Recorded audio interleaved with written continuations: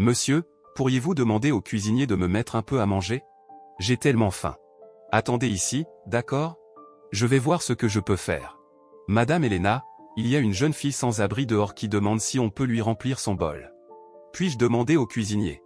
Daniel, tu cherches à te faire virer? Ce n'est pas une œuvre de charité. Renvoyez-la tout de suite.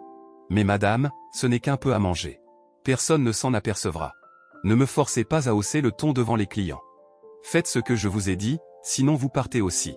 Que feriez-vous dans une telle situation? Pour Daniel, refuser de la nourriture était presque impossible car il comprenait sa souffrance. Personne ne se doutait que derrière son apparence forte se cachait quelqu'un qui avait profondément souffert.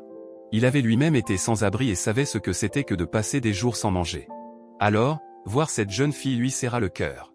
Il venait tout juste d'être embauché comme agent de sécurité au restaurant de Madame Elena, et pourtant, malgré la menace qui pesait sur son emploi, il voulait encore aider. Mais madame, ce n'est qu'un peu à manger. Ne discutez pas devant les clients. Faites ce que je vous ai dit, sinon c'est fini pour vous. Non loin de là, une riche femme d'affaires nommée Victoria avait tout entendu. Elle s'avança. Vous allez vraiment lui refuser à manger? Pour qui vous prenez-vous, à vous mêler de mes affaires? Peu importe qui je suis. Ce que vous faites est cruel.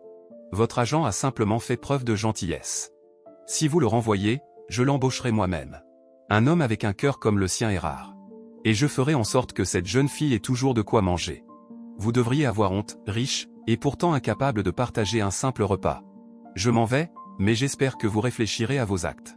Elena méritait-elle cette humiliation publique? Abonnez-vous et dites-moi pourquoi dans les commentaires.